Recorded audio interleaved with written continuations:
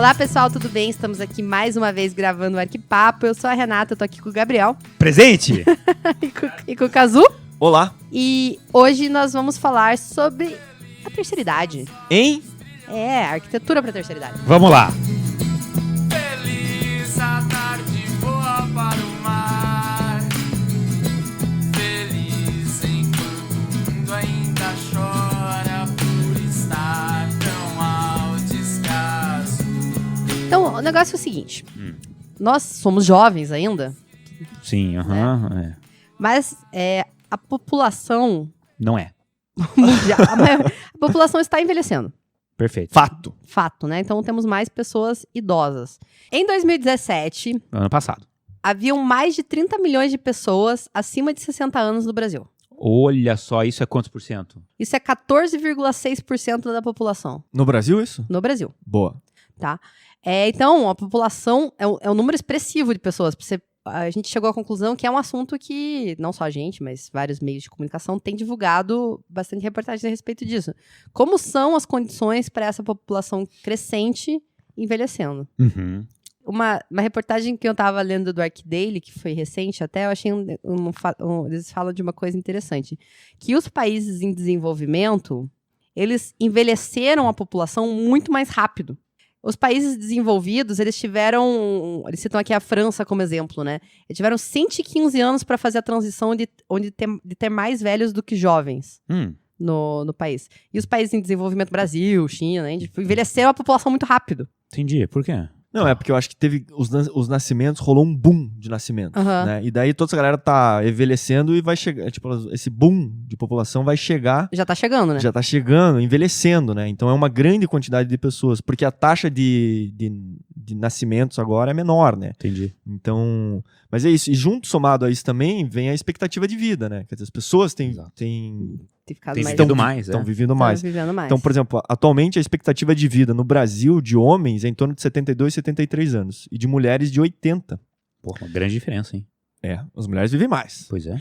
E em 2060, que é uma projeção que estavam fazendo aí nas reportagens, que os homens vão passar a viver até os 78 e as mulheres até os 84. Que é a nossa geração. Exatamente. Então, assim, lógico, né? Medicina mais evoluída, melhores alimentações, né? Qualidade de vida, etc. Remédios. Então, quer dizer, há uma tendência muito grande da gente viver muito mais, né? E como que a gente vai precisar se adaptar, ou as cidades, os casos vão se adaptar a isso. Né? Em países em desenvolvimento, essa expectativa de vida já é maior, né? Do que em países desenvolvidos, a expectativa de vida já é maior. E é por isso que ninguém aqui vai se aposentar, né? Então, se você é arquiteto, você vai ser arquiteto por muito tempo. Cara, excelente observação. Não é isso? Se você tá na faculdade, esqueça a aposentadoria. Mas assim, a gente já não pensa muito em aposentadoria, né? Cara, arquiteto trabalha até morrer. Cara. Não sabe verdade. Oscar Niemeyer? Pois é. Ele vai pro... enfim, vai pra UTI com prancheta e lapiseira. Então, mas uma questão que essa reportagem que eu estava mencionando traz é que, então, países desenvolvidos que tiveram mais tempo para se planejar com o envelhecimento da população conseguiram ter mais atitudes e países em desenvolvimento, pronto, a população tá velha agora. Fudeu. Deixa eu entender uma coisa. Os países em desenvolvimento não tiveram tempo para se planejar porque as pessoas envelhecem mais rápido? Eu não sei a razão, mas eu vou Não. Entendeu? Tipo, as pessoas estão aí, né? O tempo é o mesmo. Essa proporção de pessoas mais velhas com pessoas mais novas foi mais rápida, essa inversão, nos países em desenvolvimento do que os países desenvolvidos. Tá, ok. Teve uma curva de tempo maior nos países desenvolvidos. Então. Tá. O que isso representa na prática é o seguinte, que as cidades foram se adaptando aos poucos para ser mais adaptadas à questão das pessoas com mais idade. Certo. As casas também. E agora esses países mais novos em desenvolvimento, tipo, Tá correndo de repente, atrás, assim, tá rolando isso, sabe? Então, tá correndo atrás. Então, e a gente já não tem muita capacidade de Não, a gente de não é desenvolvimento, ágil. né? Não. Enfim. Então, mas é isso, assim, acho que essas transformações que nos outros países mais envolvidos foi aos poucos, a gente tem que fazer agora de uma maneira muito mais rápida. Isso mesmo. E no Brasil é chamado de idoso pessoas acima de 60 anos. Pois é. No restante, em vários outros locais, outros países, é a partir dos 65 anos. Uhum. Mas, né, tem várias categorias de idoso, né? Não, é verdade, cara. Sério. Pô, uma pessoa de 60 anos hoje... Não, depende muito da idade, depende de como é que tá a pessoa. Depende da classe social também, eu acho. Não. Da raça. Depende da raça. Deixa eu falar, o que é mais polêmico? Depende da orientação sexual. Caralho. Pô, não dá, né? Pé. Não, mas eu acho o Começar seguinte, a falar uma censura pro Gabriel. Pé. Não, Sim, por mas exemplo, depende de várias...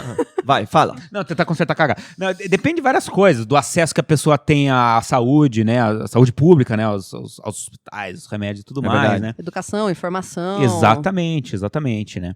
Quem tem uma vida mais ativa, né? É muito diferente uma pessoa com uma vida ativa de 65 anos que Sim. uma pessoa... Não depende exatamente de classe sedentária. social. Exatamente, eu falei errado. Porque, por exemplo, um gari, por exemplo, corre pra lá e pra cá o dia inteiro, né? Não, Já depende faz do sentido. tipo de... Você tá falando isso? Não, vai depender do tipo de alimentação, do tipo Sim. de acessos, né? E isso envolve, lógico, questões socioeconômicas, mas é uma série de fatores que vão se... E genéticos também, né? Claro. E isso que você falou, por exemplo, mas com 60 idoso, mas às vezes algumas gratuidades, né? É só a partir dos 65, né? Sim. Ou andar de ônibus, enfim, tem algumas... É. E existe outro caso que são pessoas que já nascem velhas também, né? Tem. Sabe, teu amigo velho, chato? Sei. Né? Então, tem isso também. Esse é um Beijo. outro tipo de doce. Beijo, amigo. Beijo, Lê. Beijo, Lê.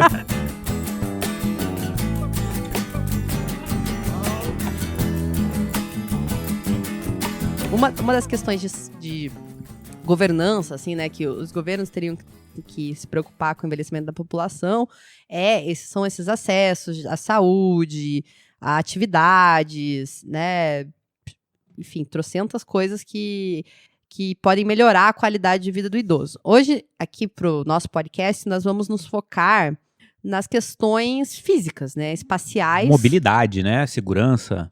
Pro idoso. que o arquiteto pode melhorar pro idoso, né?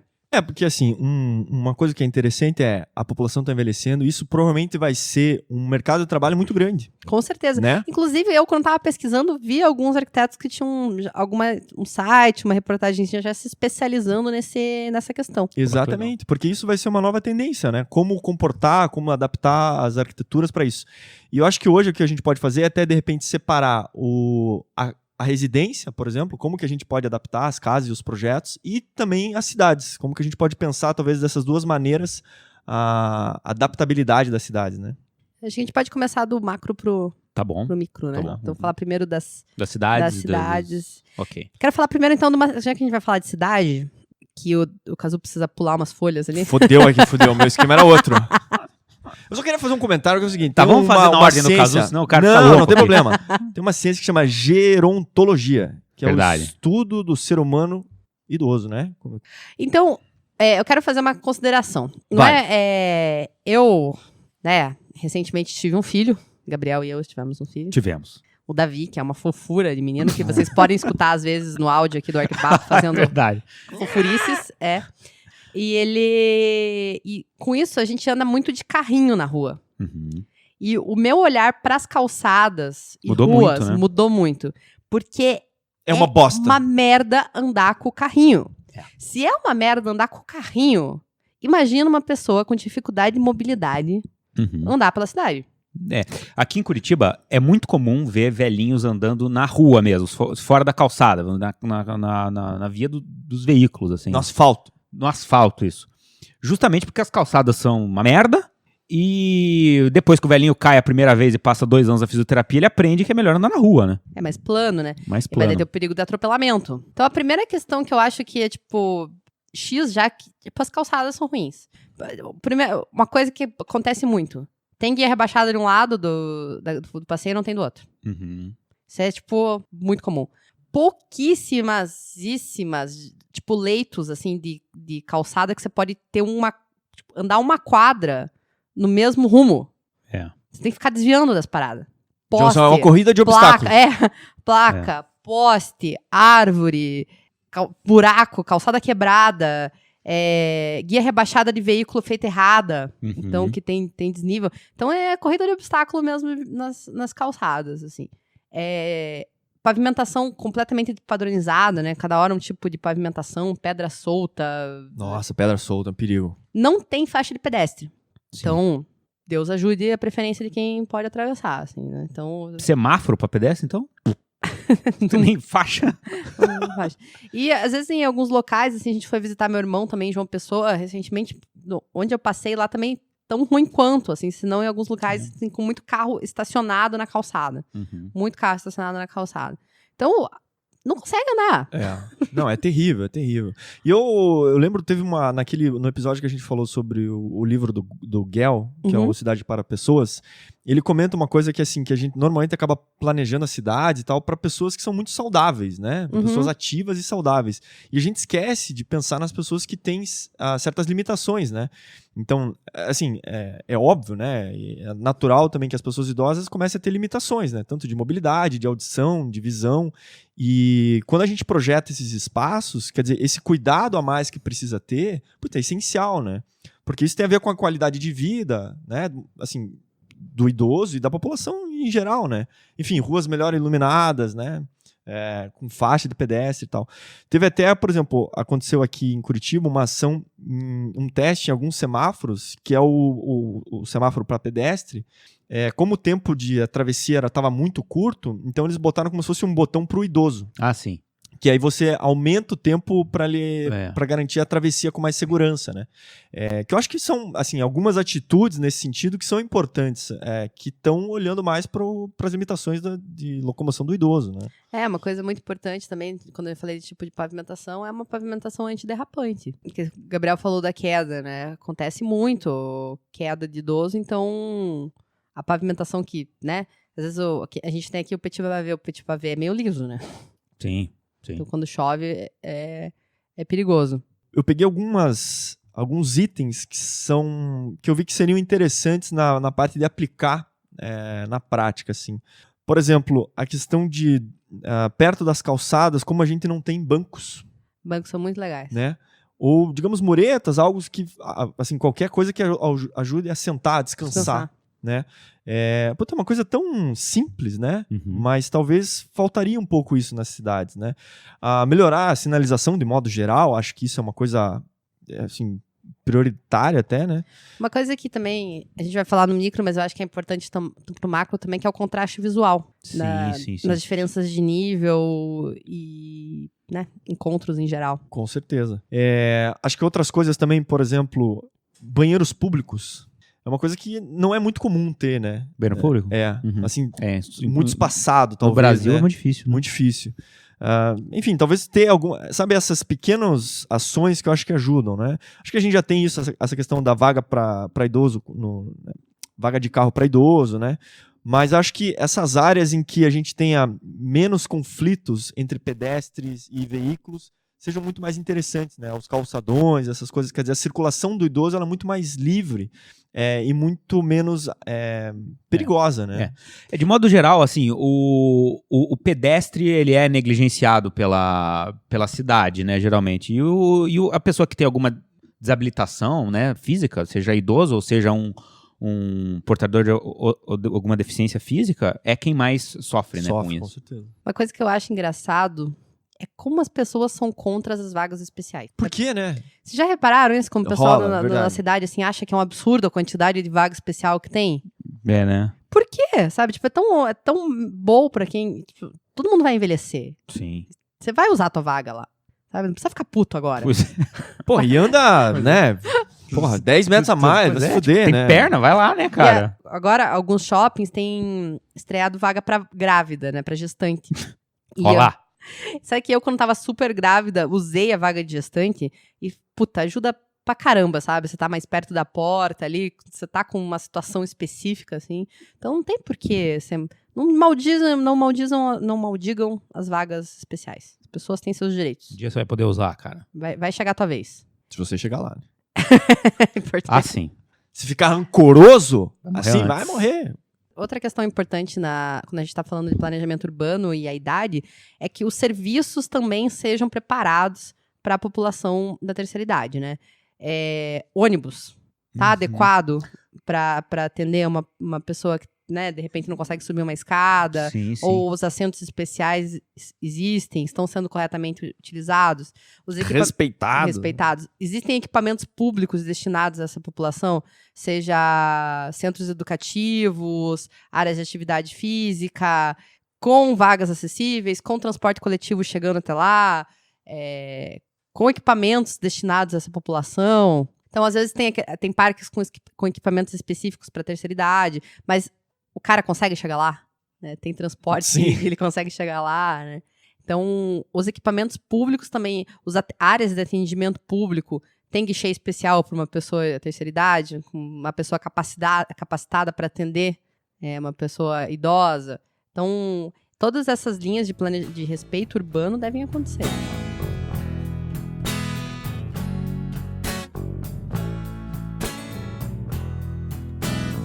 Agora, falando de ambiente construído para pessoas idosas, né?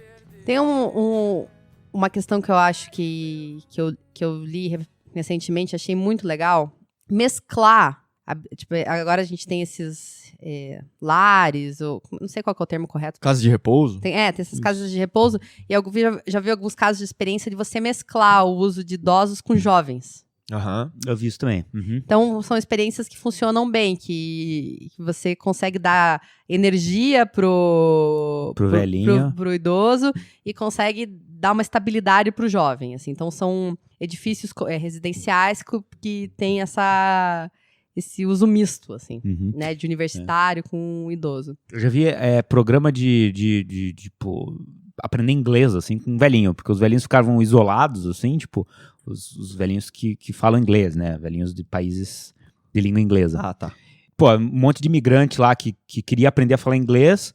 Cara, os velhinhos adoram falar. Vão lá que eles vão falar com vocês, vão ensinar. Assim, fizeram esse intercâmbio, assim, pro pessoal aprender. Diz que funciona muito bem. Então, eu acho muito legal essas experiências de arquitetura que você pensa em uso misto, assim, né? Então, que você consegue prever diferentes usos para aquele espaço e dar mais vida para aquele ambiente, né? Então, isso eu acho fantástico. Outra experiência que eu vi legal é você reunir um grupo de pessoas que vão ficando mais velhas, lá, ser os teus brothers, lá, de repente, né? Vão ficando viúvos, não sei o quê. E fala assim, vamos morar junto. Tem isso também, já vi. E vamos dar um apoio ao outro. De repente, você pega um serviço de atendimento médico coletivo, né? Alguém para dar um apoio coletivo ali e divide os custos. Que outra questão que é muito importante na terceira idade é que, geralmente, o padrão de vida cai. Sua renda cai, seus gastos, às vezes, aumentam, né? Exatamente, porque você para de trabalhar e... plano de saúde fica mais caro, dependendo remédios... de uma renda fixa lá que, de repente, né, não é reajustada de acordo com o necessário. Então, você vai tendo menos poder aquisitivo e vai tendo exatamente mais gastos. Então, essas iniciativas são interessantes para isso, né? Tem também uma espécie de casa de repouso que o idoso não mora lá, né? É tipo uma creche de idoso. Você leva o seu velhinho lá de manhã, busca à noite, para ele não ficar sozinho enquanto você tá trabalhando. E daí faz atividades lá específicas durante o dia, conversa com tá bem seus cuidado amigos. E tal. Eu acho que esse é um aspecto interessante porque, assim, as maneiras de se viver e de se relacionar podem ser que transforme, né, consideravelmente. Então, essa questão que você comentou, Renata, do condomínio, né, digamos, de idosos, dos amigos que se juntam e dividem custos, né, de médico, enfermeiro e tal. Mas é tão interessante, é uma maneira nova de morar, né? Quer dizer, às vezes as suas relações não são necessariamente só familiares, mas podem ser relações com os vizinhos e tal, e essas relações são diferentes, né? Então, morar... tem muito a ver com isso que você estava falando, as pessoas às vezes não têm filhos, né? Sim. E aí? Então, se pode ter uma coletividade, porque uma das piores coisas que eu acho para o ser humano é se isolar, né? Sim. Ficar sozinho. Psicologicamente, assim, você tá falando, né? Eu acho que... Sem falar dos riscos, né? Acontecer alguma coisa com você, uma queda, ninguém saber. Não, e essas casas de repouso, esses espaços, assim, esses espaços arquitetônicos, assim, que estão surgindo para casas de repouso e tal, eles buscam realmente, pelo que eu vi, aumentar a integração dos idosos entre si, assim. Eu acho que essa questão do isolamento é um problema muito sério pro idoso, sabe? Para qualquer pessoa, como você falou, pro ser humano esse isolamento é ruim, né? Cara, pro idoso, ele entra numa bad vibe ali, acaba nos deixando, né? É verdade. E eu acho que, assim, digamos que a pessoa torna-se idosa, digamos, aos 60, 65 e tal. Mas algumas pessoas vão ver até 100, 100 e poucos anos. E cada um vai ter certas limitações, dependendo da idade e tal. Uhum. Então, digamos, é importante, assim, existe, por exemplo, a casa de repouso, em que o idoso vai lá e vai ficar o dia inteiro. Existe a creche, que o cara passa só o dia. Essa coisa do condomínio. Então, assim, por exemplo, principalmente nessa questão do condomínio, em que o idoso tem tem saúde ainda, né? Tá vivendo normalmente, digamos. Ele ter ali a sua casa, a sua individualidade, a sua privacidade, que muitas vezes isso acaba que quando você pega uma pessoa que morou sempre numa casa e joga ela, entre aspas, numa casa de repouso, ela deixa de ter vínculos emocionais com aquilo, né? Uhum. A gente, como arquiteto, sabe o quão importante é uma casa, como a gente se relaciona emocionalmente com a casa, né? Como aquilo nos representa, como a gente tem relações com os objetos da casa, a gente sabe onde ficam os ambientes e tal. Então, essa coisa do se preparar na velhice, né? E ter a sua casa e ela estar adaptada, ou estar num condomínio, coisas nesse sentido, ajuda muito nessa questão do emocional, né? Sim. Você tá próximo daquilo que você reconhece, sabe? Sim. E daí vem essa questão de adaptar a própria casa, né? Eu acho interessante que a gente sempre fala isso, que o bebê e o velhinho não são tão diferentes. Não, isso tem muito comum. Muito de comum. E a gente prepara a casa pro bebê. Sim. Então, a gente tem que preparar a casa pra velhice também, né? E assim, coisa que acho que muita gente deve estar vivenciando agora, né? A pessoa tem um velhinho em casa, tá vivendo isso, assim, né? Então, cara, primeira coisa, assim, tipo, tirar todos os tapetes da casa, né? Sim, Ou prendendo no chão. Ou colar com o Super Bonder, né? Às vezes é necessário aumentar as portas da casa. Às vezes o velhinho tem uma dificuldade de locomoção que precisa usar cadeira de roda e tudo, né? Chuveiro, cara, colocar fita antiderrapante. Banco, talvez. Né? Barra, exatamente. A importância, tipo, o piso ser sempre nivelado, né? Uniforme, sem tapete, sem não ser... Exato, não ser acabou. liso, né? Tem algumas coisas, por exemplo, sensores de presença, de iluminação, principalmente pra de noite, que acaba levantando pra ir no banheiro, ou às vezes no vaso. Onde acontece a maior parte dos acidentes à noite, na verdade, né? Exatamente. A pessoa levanta pra ir no banheiro, é onde dá mais problema. Mais problema. E principalmente em casa, né? Então, até vi um dado lá que 70% dos acidentes dos idosos acontecem dentro de casa. Evidente que eles estão mais tempo dentro de casa, mas é onde os acidentes acontecem. E, às vezes, depois de um acidente, muda completamente a vida, né? Então, a recuperação já não é a mesma, às vezes tem que ficar de cama, e aí, às vezes, acaba entrando num processo de depressão e tal. Então, quer dizer, o cuidado com a prevenção do acidente é muito importante, né? Dentro da residência, assim. O corredor tem que estar livre de obstáculo, né? Que o idoso não se esbarre. Os cantos arredondados dos móveis talvez seja interessante. Eu sei que enfeia a arquitetura, mas... São interessantes pra mim. Pra quem se bate aí, tem gente que se bate o tempo inteiro. Eu sou dessas. Eu vi também uma coisa que é legal, os móveis procurar serem fixos, porque eles servem de apoio na hora do... Né, uma eventual queda, assim, ou desequilíbrio, coisa nesse sentido, evidente, um interruptor ou um telefone próximo da cama, né, que isso, qualquer emergência e tal, possa entrar em contato. Uma coisa que eu li também aqui nessa reportagem que eu tava falando antes, que é muito importante quando você está projetando, fazendo um projeto específico para um grupo de idosos ou um tipo de projeto, é saber quais são as características que aquele grupo tem, né? Então, no caso de pessoas com Alzheimer, né? Então, aquela doença, ela traz características, a pessoa gosta de andar muito, ela é mais agitada. Então, eles citam um projeto de um grupo de arquitetos da Holanda que chama Dementia Village. Que é um bairro inteiro com moradia, tipo, que tem casas, assim, praça, tem comércio, tudo, e é toda murada e voltado pra si, assim. Então, as pessoas podem circular lá em segurança, dentro daquela vila, sem estar a sensação de estar preso em casa. E sem estar preso, tipo, num hospital também, exatamente. Assim, né? Não, e outro ponto interessante desse projeto é que parte dos restaurantes e, digamos, teatro, atividades culturais são abertas ao público. Então, quer dizer, você consegue trazer pessoas de outras idades para dentro desse projeto. Tá. Então, daí cria mais a sensação de uma cidade mesmo e tal, e não uma prisão efetivamente, né? Exatamente. Não, mas assim, no fim das contas, né? Mas assim, dá uma humanizada muito maior, né? Porque você interage com pessoas de diferentes cidades.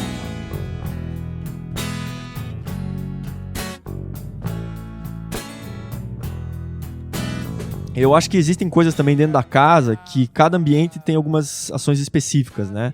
Então, por exemplo, se você dentro da cozinha, né, às vezes as alturas da cozinha não, né, talvez não estejam muito altas, muito baixas, então seria interessante se adequar. É legal ter um sensor de fumaça. Cara, isso é muito importante né? mesmo. Porque esquecer o fogão ligado É uma coisa que é comum, não que seja comum, mas pode acontecer, né, a desatenção e tal. E outra coisa também é o fogão que seja um fogão que corta gás, né? Caso a chama se apague, o gás não fica vazando. Também uma coisa que eu vi que seria interessante nos armários, botar do lado de fora uma etiqueta, alguma coisa dizendo o que tem dentro, né? Essa coisa de ficar abrindo porta e tal, um jogo da memória de sacanagem, assim, né? Mas... Tem um negócio que acontece que eu tenho numa gaveta aqui pano e prato, na outra gaveta jogo de americano. isso serve aqui pra casa também. Eu se colocar nunca... essa etiqueta. Você não decorou ainda. Eu não decorei faz ainda. 6 anos. É. Eu tenho um Então. problema. Quer falar sobre isso? Quero. Não, mas é uma coisa interessante, porque o que eles dizem também, por exemplo, evitar as coisas muito baixas, né? Qualquer coisa de se abaixar e tal é perigoso. Então, inclusive Nem muito tomadas. Ou muito alta, Ou que você muito tem que subir alta. numa escadinha, né? Não, daí nem pode, né? É. Mas, por exemplo, tomadas. Todas as tomadas nas nossas casas são baixas. A maioria. A maioria, É. né? Então é legal, é interessante ter tomadas no nível E daí assim, mais alto, né? E daí assim, se vira arquiteto pra deixar isso aí bonito, né? Porque já pensou?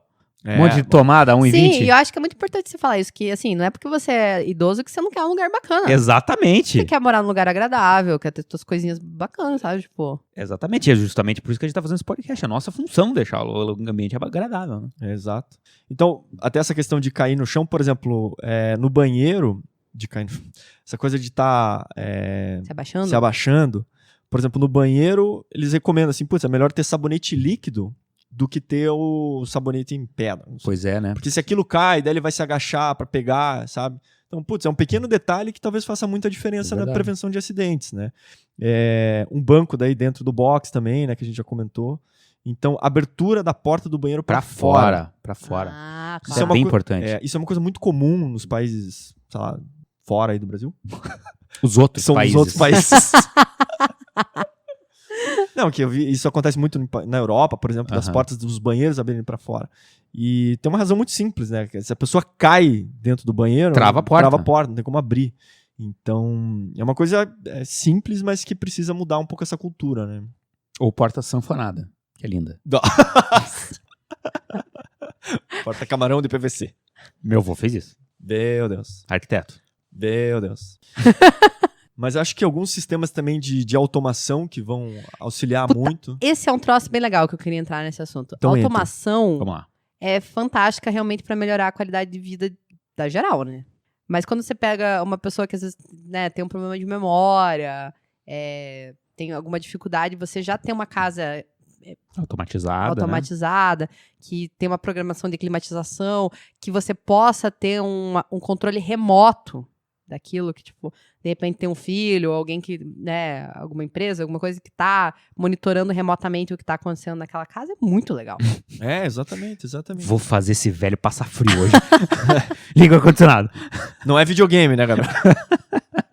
O Gabriel acho que tá jogando The Sims, né? Mas eu acho que essas adaptações e todas essas coisas tem acho que o principal ponto é o seguinte: é conseguir dar autonomia e independência para a pessoa idosa. Fantástico. Né? Porque isso tem a ver com dignidade nossa, humana, né? Então, assim, e nisso o arquiteto tem um papel muito importante, assim, que é ajudar nessa qualidade de vida para que esse momento a pessoa possa viver o mais tempo possível da maneira como ela quer, né? Do jeito que ela gosta, dentro da sua casa e tal. Porque isso que eu até comentei antes, quando a gente tira uma pessoa, ela perde vínculos, né? Então, prolongar a estadia dela na casa. E para isso a casa precisa estar mais adaptada, né? Uhum. Mas isso é um problema. Será que eu vou saber a hora que eu tenho que sair da minha casa? Ou a hora que você precisa fazer adaptação? A hora Provavelmente não. Já tem que ir fazendo desde já. Mas- Porque dizem os dados que a gente começa a envelhecer aos 25 anos, já tá numa curva. Puta que pariu. Já tô velha. Já tá rolando pra Tô com baixo. 33? E, por exemplo, outra coisa também nessa questão da independência é quem que gosta de visita na nossa casa? Né? Eu gosto. Legal. Mas o ponto não é esse. Não, uma visita dura um dia, legal, 2 dias, 3 dias. No 4º dia, a visita tá fedendo. É tá vendo? verdade, tem que ir embora. Então é o seguinte, imagine que daí você passa a ter um cuidador, uma enfermeira o dia inteiro na tua casa. Então muda a dinâmica, muda a tua maneira de você lidar com você mesmo e com as pessoas ao seu redor. Então, isso também eu acho que dá mais liberdade às pessoas, né? Então a gente gosta de viver da maneira que a gente quer, né? Sem ter alguém infernizando. Tem alguém enchendo o saco. Porque uma casa mais adaptada talvez dê mais liberdade pra pessoa, ou mais tempo pra ela ficar sem um cuidador. Exatamente. Mas uma coisa que é importante ressaltar também, assim, que existem, né, essas diretrizes para se preocupar com uma pessoa que tem uma dificuldade de mobilidade, uma demência, né, várias diretrizes e projetos, mas, sim, se você tem um cliente idoso, é um cliente que tem sua personalidade, que tem suas vontades, que tem suas especificidades de vida. Que vai pagar. E que você tem que, né, entender o que são as necessidades dele, né, como qualquer outro projeto. Não dá para tratar genericamente, sair colocando rampa, duas barras e beleza, tá o teu projeto aí. E eu acho que grande parte das necessidades de adaptação da casa estão na NBR 9050, né? Claro. Que é para pessoas com deficiência. Então, assim, a gente pensa bastante na 9050 só para cadeirante, né? Mas, na verdade, não. Na verdade, tem um monte de outras situações lá que são contempladas pela norma, né? Dificuldade visual, auditiva. Exato. E, assim, um idoso é um conjunto de todas essas dificuldades, né? Então, lá, acho que a gente consegue encontrar muitas diretrizes aí, né?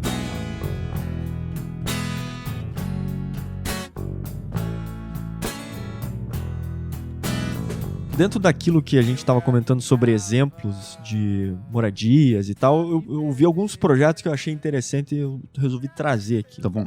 Um projeto que é bem famoso, que é aquele Vozoco, do MVRDV, que é um projeto de 97, que é um projeto habitacional para idosos, né? Então ele tem áreas lá de enfermaria, áreas de espaços de convívio, que é um projeto bem maluco, né? Quem lembra aí, depois a gente vê se consegue botar as fotos, mas ele tem uns balanços para fora que são, assim, cabulosos, os balanços, né? E até vendo lá... Janelas coloridinhas, assim, né? Isso, exatamente. Que fica na Holanda, né? Uhum. E aí eu fui pesquisar, mas, né, só para entender a questão da forma ali, né, por que eles gerou aqueles balanços. E daí inicialmente eles tinham uma ideia de criar 100 unidades habitacionais. Só que por limitações de legislação e tal, só caberiam 87. Uhum. Então daí eles, só tem um jeito de a gente fazer isso, talvez seja pendurar esses apartamentos para fora. E daí eles conseguiram fazer... Pra completar 100? E daí eles fizeram 13 apartamentos pendurados, assim, né? Que, assim, talvez na minha visão foi assim, putz, faltou aqui. A gente precisa dar um jeito, de qualquer jeito, põe aí. Mas é um projeto bem interessante, ele tem uma questão estrutural, assim, Tá bom. Mas os balanços são bem grandes. E é interessante porque, assim, esses balanços, eles estão localizados na fachada norte. Ok. Né? Lembrando que no hemisfério norte muda o que é sul e o que é norte. Não muda. O que é sul e o que é norte é a mesma coisa. Ok. O sol vem do sul. Esse é o termo assim técnico. Que acontece. Né?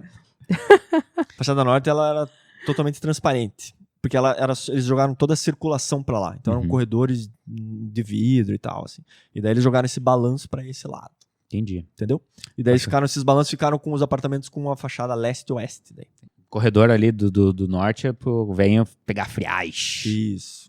Tem um outro projeto que é o Alcácer do Sal, em Portugal, que é do escritório chamado Aires Mateus, que é uma arquitetura assim, super contemporânea, até minimalista, branca e tal.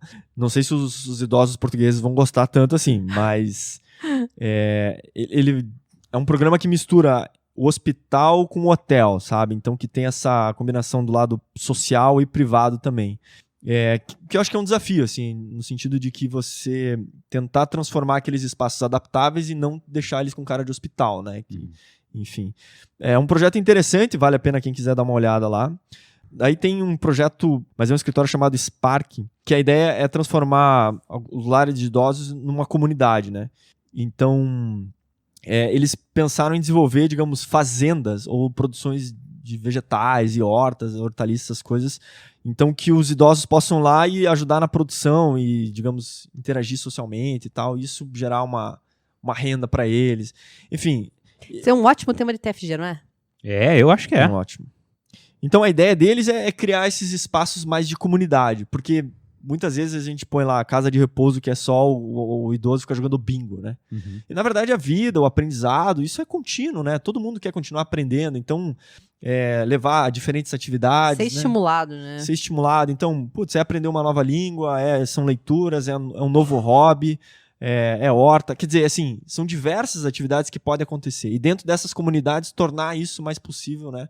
Com uma assessoria, digamos, ou uma monitoria. Aqui no Brasil tem um exemplo do Ileia, que é do Aflalo Gasperini. E segue essa mesma ideia, assim, é um edifício que integra as funções assim, de residência, mas com serviços especializados aos idosos, né? Clínica médica e clube.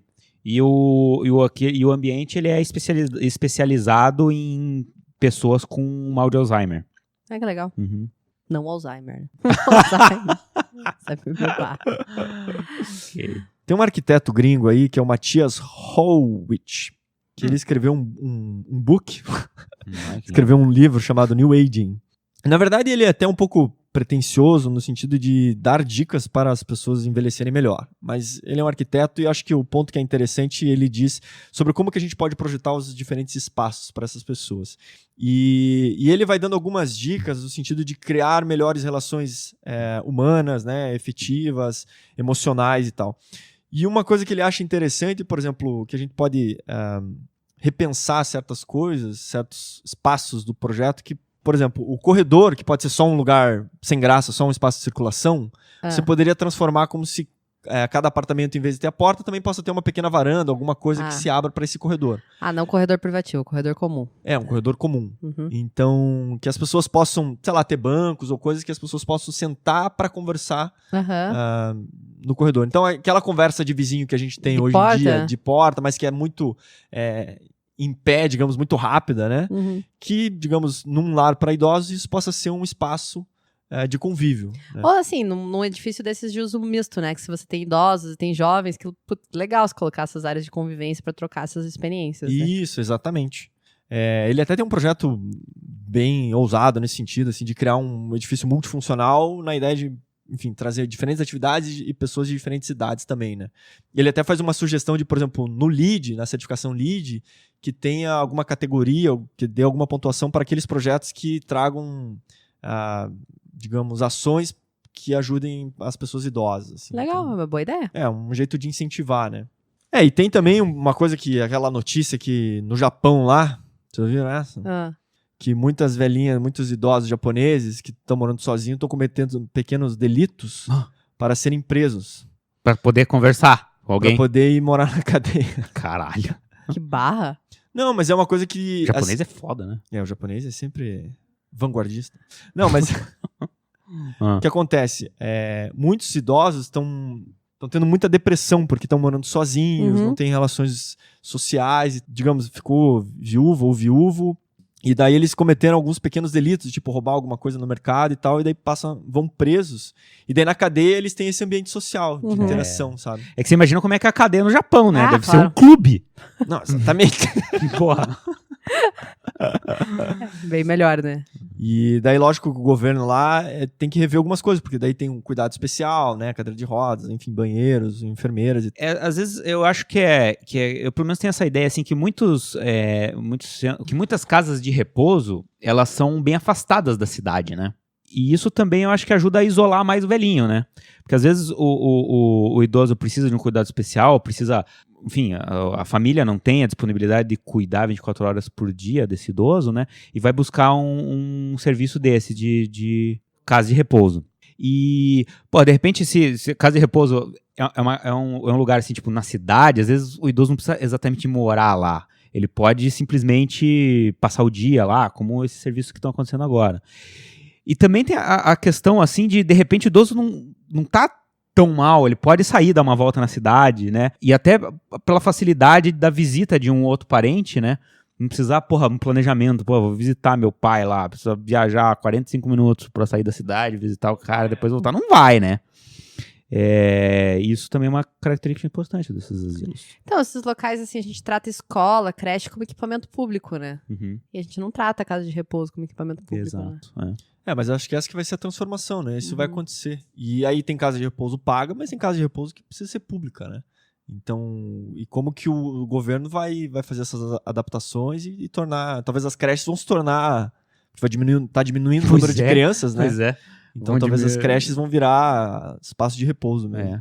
De lares de repouso. Muito bom. Eu só queria dar o crédito para quem fez Tem até a reportagem no Arc Daily. Que é bem interessante. Bem interessante, que é a arquiteta Flávia Ranieri. E ela é especialista nessa parte de arquitetura para a terceira idade. E ela tem o site dela que é Somos Grow, grow com grou.com. E lá ela disponibilizou um e-book. Você tem que botar teu e-mail lá, alguns dados e tal. Mas aí você baixa e ela tem algumas pequenas regras práticas assim no dia a dia para auxiliar você no projeto. Pô, legal. Que é interessante, talvez seja um bom nicho de mercado aí para se especializar. Isso aí. Valeu? Tá, e a pergunta é: o que nós estamos fazendo para se tornar idosos melhores, Gabriel? Eu, por enquanto, nada. Não, também não. Eu tô mantendo meu cérebro ativo. Pô, isso é importante. E o físico, como é que tá? Tô tirando a pelinha do frango, né? Não comendo a pele do frango. Comendo fruta. Gordurinha da picanha. Tá deixando de lado já? Não, essa não deixa. Vai até a morte. Belezura? Beleza? Beijo.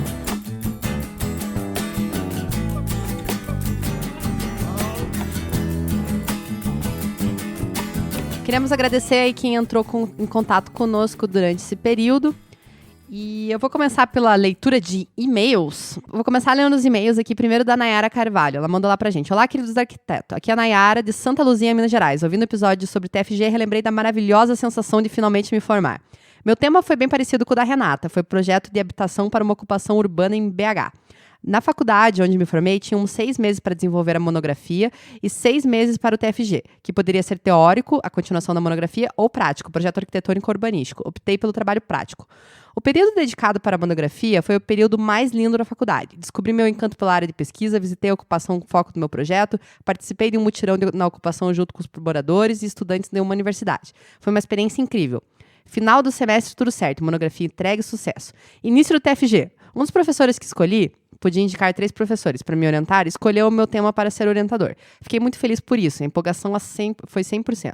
O meu orientador é brilhante e não podia ter sido melhor. O foco do meu projeto era uma proposta de habitação para ocupação urbana, porém, à medida que o trabalho foi se desenvolvendo, foi se fazendo necessária uma intervenção urbana para a região. Então, o trabalho foi tomando uma extensão urbanística. Olha aí, cagada.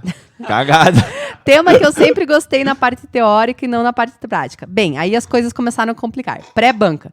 Fiz a apresentação, foi muito boa e pensei, sim, é possível me formar, agora vai. Comemorei como se já estivesse formada. A partir daí, eu dediquei a maior parte do tempo em resolver as questões urbanas. E a habitação foi ficando.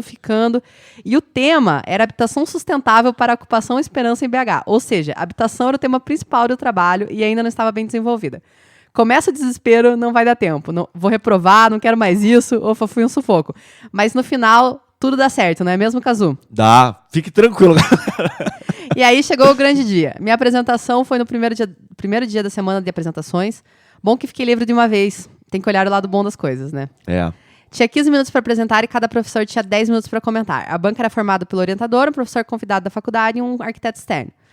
Acho que foi o dia que eu mais fiquei nervosa na vida. Ia chegando a hora da banca e o nervosismo só aumentava. Mas a apresentação foi ótima. Extrapolei alguns minutos do meu tempo. Isso era permitido. E aí se descontava o tempo da fala do orientador. Os comentários e perguntas foram tranquilos. Elogiaram que eu propus diretrizes urbanas para o projeto. Pois eu poderia não ter feito isso, já que o foco era habitação. Então valeu a pena o tempo gasto nessa parte. Massa, show. E por eu ter visitado e participado de atividades juntos com os moradores da ocupação. Queria ter tido mais tempo para visitar a ocupação outras vezes. Foi um sucesso. Deu tudo muito certo, muito mais certo do que eu esperava. Passei com uma nota boa, por sinal. E senti um alívio enorme. Apesar de ter dado tudo certo e eu ter feito um TFG com um tema que há muito tempo eu acreditava ser super importante, que não fosse apenas para me formar, e que eu tivesse muito amor, criou em mim zero vontade de continuar com esse trabalho. Como, por exemplo... Eu gosto de você, mas bem longe. Como, por exemplo, mostrar ele para a comunidade, para os profissionais que os auxiliaram ou coisas do tipo. Foi um momento muito tenso e desesperador, difícil. Cheguei no meu limite com este projeto. Caralho. Foi foda. Disponibilizo para quem quiser, mas não quero mexer mais ele não. Cara, muito boa sinceridade. Apesar disso, gostei do resultado e ainda mais por ter me informado. Essa é a história do meu TFG. Ah, Renata, minha faculdade, quem faz TFG prático, tem que apresentar pranchas A1 impressas. E eu me formei em 2017, então isso ainda é muito comum. Olha aí. Então a gente ficou discutindo, né, se era ou não. Mas se podia fazer só PowerPoint ou não, né? O arquiteto é pegado ao papel, né? É. Cara, mas que ótimo esse relato, né? Você vê que... Acabou já o e-mail? Não, parece umas coisas. Opa. Algumas indicações. Se quiserem saber mais sobre a ocupação que foi meu tempo de TFG, o nome dela é Ocupação Urbana Esperança, que faz parte da ocupação Isidora em Belo Horizonte, Minas Gerais. Bem famosa essa ocupação, inclusive. E é bem interessante a história. Também tem o Escritório de Integração PUC Minas Gerais, que promove mutirões na ocupação Esperança, e o trabalho deles é bem legal e vale a pena conferir. E deixei meu TFG disponível em site, caso queiram dar uma olhada. Então, para quem quiser, é nayaracarvalhosilva.wixsites.com/TFG Nayara Carvalho. Pô, a gente legal. vai deixar o link lá no nosso post, para quem quiser acompanhar. Também que quiser uma ideia de quem está desenvolvendo TFG nessa área, legal. E, Gabriel, um abraço para você, só para não ficar com ciúmes porque eu não te mencionei no e-mail. Obrigado. Beijos Eu tava meio bolado mesmo. É, agora ficou tranquilo. Agora. Beijos em todos, adoro ouvir arquitetura de forma sempre divertida. Esse podcast é mara. Obrigada, Nayara. Valeu, Beijo. Nayara. O João Reginato mandou um e-mail pra gente também. E a Renata, ela já lê na velocidade 2.0, né? Eu tô lendo não rápido. precisa acelerar. Deu pra perceber que eu tô lendo rápido? Porra! Querem que eu leia mais que devagar? Não. É que os meus ouvidos estão treinados para isso. Olá, pessoal do Arquipapo. Olá. É um prazer conversar com vocês. Prazer. Me chamo João Henrique Reginato e sou engenheiro civil, recém-formado. Ô, louco. Ainda Peraí. Pode engenheiro civil aqui ou não? Não, pula. Próximo e-mail. Recém-formada, ainda pouco atuante na área e adoro o podcast de vocês. Sou de Cascavel, Paraná. Gostaria de compartilhar meu TCC com vocês. No meu curso, tive a possibilidade de fazer monografia em dupla e publicar esse TCC como artigo em um TED que aconteceu na faculdade. Pô, isso é legal, hein? Que genial. Com isso, fomos pré-aprovados no TCC e após a apresentação tiramos nota 10. 10? Caraca! Porra. Nossa orientadora foi uma Ótimo. arquiteta, a professora Janaína Bedin, que nos ajudou muito no trabalho. A monografia consistia em um estudo de caso, onde modelamos no Revit projetos arquitetônicos e complementares do edifício residencial que estava sendo executado e, com o auxílio de uma ferramenta do programa, fizemos a verificação automática de incompatibilizações, gerando imagens e relatórios de erros de incompatibilidade física entre os modelos arquitetônico, estrutural, elétrico e hidrossanitário. Caralho. Cara, isso que você fez é um trabalho que vale dinheiro. Vale dinheiro. Mas eu achei Manda pra gente aqui. Mas olha só, ele fez isso no edifício residencial que estava sendo executado. Então você fala assim, já dá pra chegar lá pro cara e falar assim, ó, se quiser aqui, eu tô vendo que tem uns problemas no seu projeto aqui. Olha, você Mas isso aqui tem um preço. Vai dar um problema na olha, execução. pelas minhas contas, você vai ter um gasto aí de 500 mil reais. Boa, Gabriel. Eu te vendo aqui a solução por 200. Excelente. E ele escreveu lá que foi muito gratificante e enriquecedor, no entanto, poucas pessoas da área puderam ver nosso trabalho. Gostaria de compartilhar com vocês. Grande abraço. Se quiserem, fica à vontade de compartilhar com outras pessoas. Estaremos compartilhando. Ele mandou o PDF aqui do trabalho dele. Podemos disponibilizar o link também? Vamos ver. E recebemos um e-mail do Felipe Mendes, Boa, Felipe. também do TFG. E ele escreveu lá: Olá! Olá. Como vocês compartilharam suas histórias no episódio sobre TFG, quis contribuir também e compartilhar como foi meu trabalho final. Me formei na UFRJ e lá o TFG dura 2 semestres. É meio padrão, né? Não, é porque a gente falou que o nosso lá, o primeiro era aquela Monografia. blá, blá, blá, lá. A Aquela coisa monografia, importante, aquela né, coisa Gabriel? importante que todo mundo deve Isso, fazer. exatamente. Levar a sério, né? No primeiro semestre, você trabalha buscando bases de bibliografia para justificativas, objetivo e conceituação do projeto, o que não chega a ser uma monografia. No meio do semestre, temos que entregar um documento com o porquê do projeto, localização, referências e outros dados, mas a apresentação final é um pôster com os primeiros estudos da edificação, ou planejamento se for projeto urbano ou de paisagismo. Perfeito. Como cursei microbiologia antes de cursar arquitetura, Meu Deus. optei por desenvolver Tava difícil definir a profissão. Optei por desenvolver um centro de pesquisa com laboratórios para esta área. Então, naturalmente, escolhi um orientador que era especialista em arquitetura hospitalar. Nossa primeira reunião, ele me entregou a RDC 50. Perfeito. RDC 50. Conheço. O que é RDC 50? É umas normas que o pessoal tem lá pra fazer edifícios de saúde. e falou que se meu projeto estivesse de acordo com tudo que estava escrito lá, eu não teria problemas e todos os encontros que se sucederam foram nesta linha. O período transcorreu e fiz todas as entregas necessárias. Mas a nota só saiu no dia 26/12, pontualidade da Faculdade Federal. Cara, E eu 26/12, estava... tinha alguém trabalhando nessa data? Não, olha só, e eu estava reprovado. O quê? Caralho! Minha nota tinha sido 3. Li toda a avaliação do professor e não acreditei. Minha primeira reprovação e eu teria que fazer o período novamente. Não concordo, não. Não. Vamos entrar com uma ação coletiva contra isso. Busquei o e-mail do professor, não o que ele dava para os alunos, mas o que ele usava quando escrevia alguma crônica no Globo. Já dá para saber quem que é o professor. Denúncia. Mandei um e-mail falando que estava decepcionado com minha nota e que sabia que poderia fazer melhor. E que tinha um bom histórico durante a faculdade toda e gostaria de poder entregar um novo trabalho, já que esta reprovação me atrasaria um semestre minha formatura. Pô, a vida, né? Cara, como é que ele vai se livrar dessa? Calma.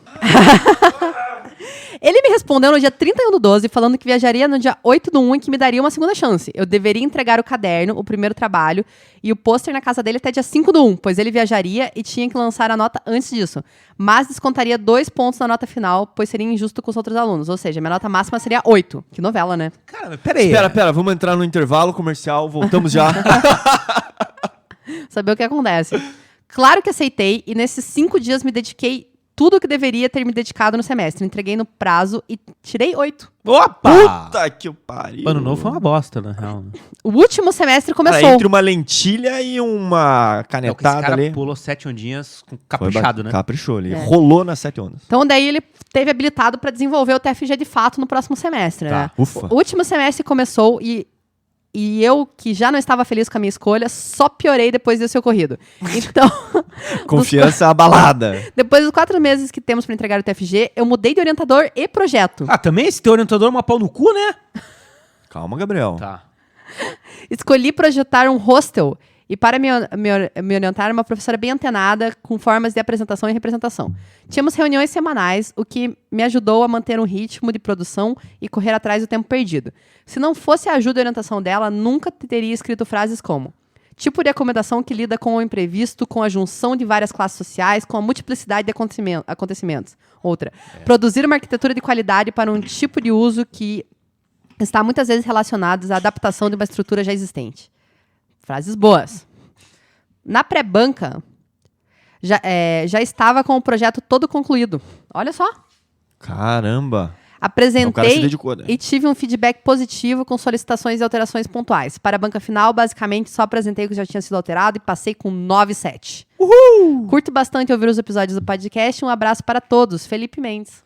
Valeu, Olha, Felipe. tua história Pô, foi que com história, hein? altas emoções. Obrigado por compartilhar aí tua história conosco. Ótimo. Isso aí é legal. Arquiteto Felipe Mendes, agora ele é É o formado. seguinte, tem que ir atrás dos seus sonhos. Não é mesmo? Tem que ir. O professor foi lá, negou a ele, e ele foi atrás, correu atrás, isso é importante. É isso que a gente Sonhos quer. ou nota? Ou nota. Quer se formar, né? Vamos lá se formar de uma vez. Ah, mas é interessante, assim, cada TFG de cada um tem as suas dificuldades, né? E cada um tem que superar alguns desafios.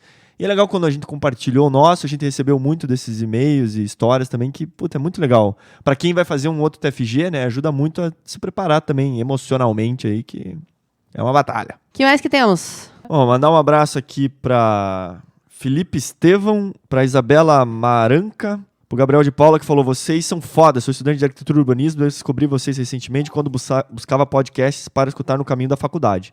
Hoje minhas viagens são bem mais produtivas escutando vocês. Parabéns pelo trabalho que vocês estão desempenhando. Cara, uma galera daí curtiu também no Insta, a Franciele Francisco, o Emerson Vidigal mandou também, curtiu aqui, Nosso tá... professor Braço. Tá demais esse TFG, parabéns. Tem um abraço também pro Wendel Augusto. O Kevin Willy escreveu: esse episódio passou tão rápido que fiquei querendo mais. KKKKK. Cara, eu tô no 4º semestre da faculdade e o meu sonho de TFG é conseguir levar as coisas como a Renata. Mas como já sei que não rola, então vou mirar no Gustavo. Gustavo? Quem diabo é Gustavo? Acho que é Gabriel.